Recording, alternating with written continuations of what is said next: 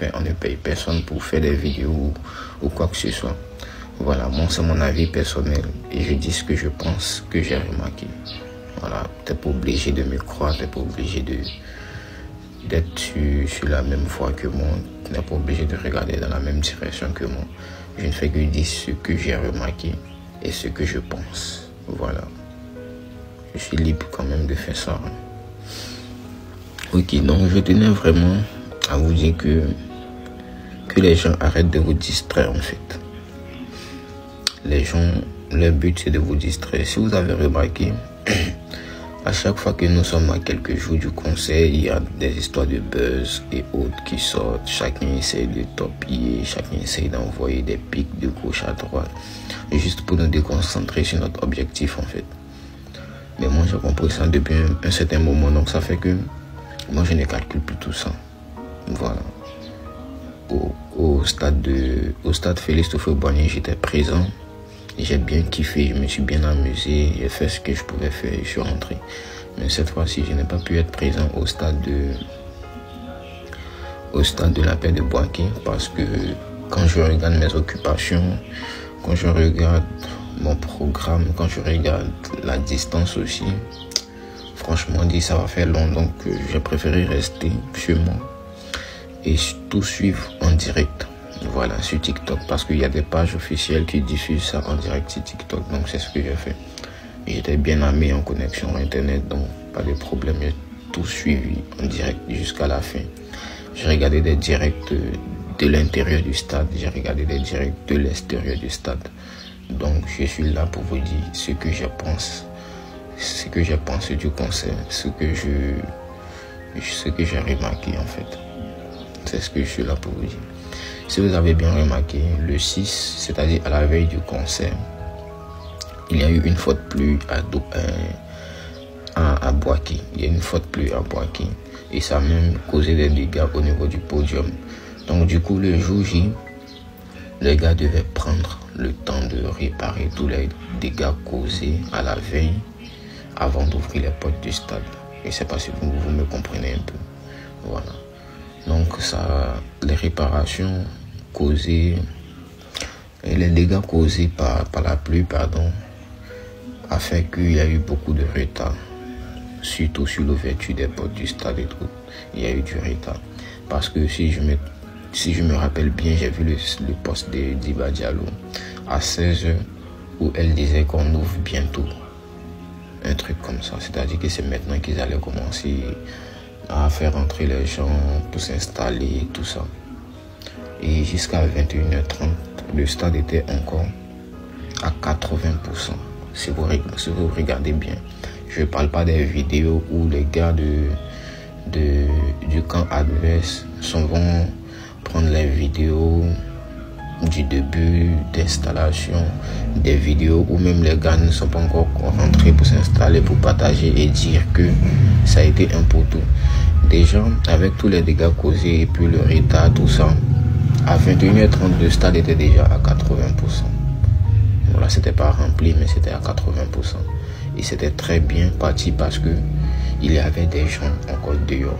J'ai regardé un live de l'intérieur et un live de l'extérieur. C'est-à-dire que je faisais des va-et-vient quoi. Je peux passer mes 20 minutes à regarder le live de l'intérieur et 20 autres minutes, je regarde le live de l'extérieur. Vous voyez, donc le live de l'extérieur, même c'était un gars du staff de DDB qui était chargé de faire ce live-là. Donc il était dehors et il montrait, parce que les gens commençaient à dire que c'était poteau, des trucs comme ça. Donc lui, il est sorti avec son téléphone et il a lancé le live pour montrer aux gens en fait que c'est pas un poteau. Et il a même affirmé que dans les débuts, lui-même, il a eu peur parce que il y a eu tellement de retard qu'il a eu l'impression que c'était un poteau en fait.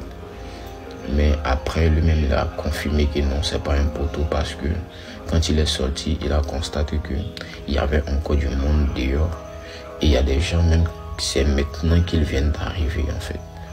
Donc c'était sûr et certain, il a confirmé, c'était sûr et certain que le stade allait être au top. Vous voyez un peu. Donc du coup, il montrait un peu les gens qui venaient d'arriver, les gens qui sont en train de rentrer, tout ça. Et c'est dehors même que la pluie l'a trouvé. Donc on a pu la trouver dehors. Il a dû rentrer pour s'abriter, il a relancé le live. Automatiquement, moi je suis parti regarder le live de l'intérieur. Vous voyez un peu. Donc vers 21h30, vers 21h30, 22, c'est par là, le stade était déjà à 80%. Voilà, c'était déjà prêt à être rempli, c'était à 80%. Donc impossible de dire que c'est un poteau et impossible aussi de dire que les choses se sont mal passées, parce que dans la vie, chaque situation a ses avantages et ses inconvénients. On le sait très bien. Même si tu fais du bien, ça va être avantageux pour les bonnes personnes qui savent faire les choses, et ça va être de l'inconvénient pour les ennemis, pour les ultras, pour les adversaires. Vous voyez un peu. Donc c'est un peu ça. Et malgré la pluie, rappelons que Didi B a bien respecté ses fans. Il a bien respecté la population de Boaké. Il est même venu avant de monter sur scène, avant que le show ne commence véritablement. Il est venu faire un tour au niveau du stade pour rassurer ceux qui ne sont pas partis, pour rassurer ceux qui étaient restés qu'il va bel et bien prester, parce qu'un homme c'est la parole. Il a donné sa parole et il doit la respecter, même si la pluie a failli gâcher le show. Vous voyez un peu. Donc voilà, donc c'était un peu ça les gars. Faut pas qu'on se laisse distraire en disant que non, il a tapé poteau, il a fait comme ça. Le camp adverse, moi bizarrement, je ne parle pas trop du camp adverse dans mes vidéos. Je ne le fais même pas même. Ça peut arriver que je vais faire des commentaires du côté du camp adverse, mais je fais des commentaires seulement que quand le sujet fait allusion à mon artiste. Vous voyez un peu. Je n'ai pas l'habitude de partager des trucs du camp adverse ou dénigrer ou autre. Non, mais je ne fais pas ça, je ne cautionne pas ça. Parce que quand je poste mes vidéos sur ma page, telles que TikTok, dès que je vois des mauvais commentaires nets, je bloque la personne directement. Parce que je ne veux pas envoyer de la haine sur ma page, je ne veux pas envoyer des mauvaises choses sur ma page, je ne veux pas qu'il y ait des insultes sur ma page. De nos jours, TikTok, c'est contrôlé. Même quand tu dis des choses qui sont vulgaires, tu reçois des avertissements.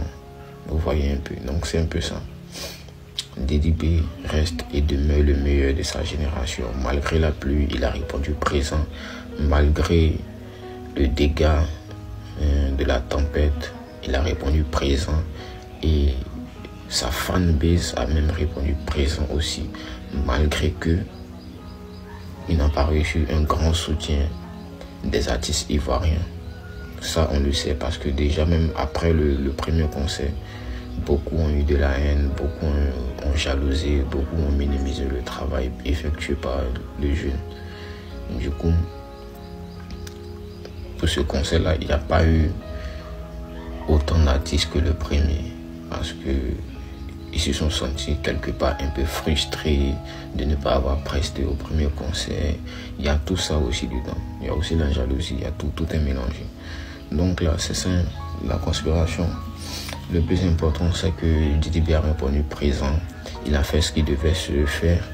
Il a donné le meilleur de lui-même. Et voilà, on avance. Rendez-vous encore à Boaké. Inch'Allah, je serai présent à Boaké pour le concert. Non, à Korogo, pardon. Inch'Allah, je serai présent à Korogo pour le concert. Et puis voilà, c'est ça. On est ensemble, la conspiration toujours. On ne change pas l'équipe qui gagne.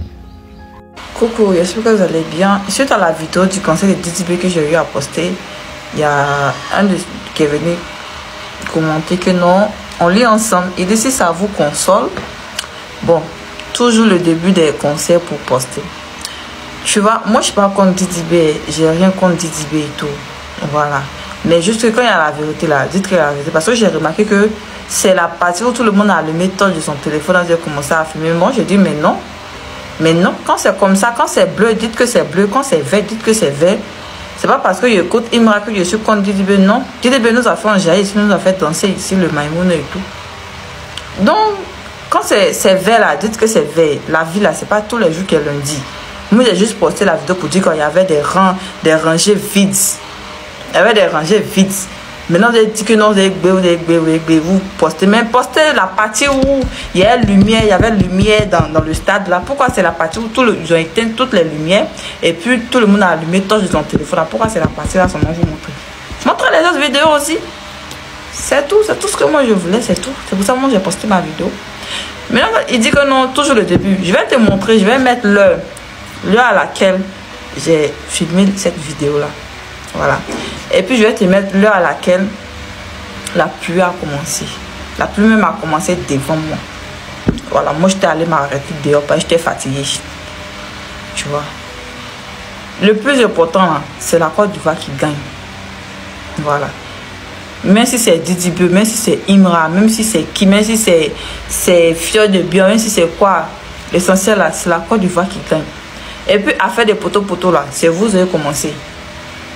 Parce que Imra allait faire un concert, parce que le maire de Korogo l'a invité à Korogo pour aller le soutenir dans son meeting, faire un concert gratuit pour les personnes qui l'aiment et tout. Maintenant vous prenez ça, vous chargez, c'est vous avez commencé à faire des poteaux, c'est pas nous. Voilà.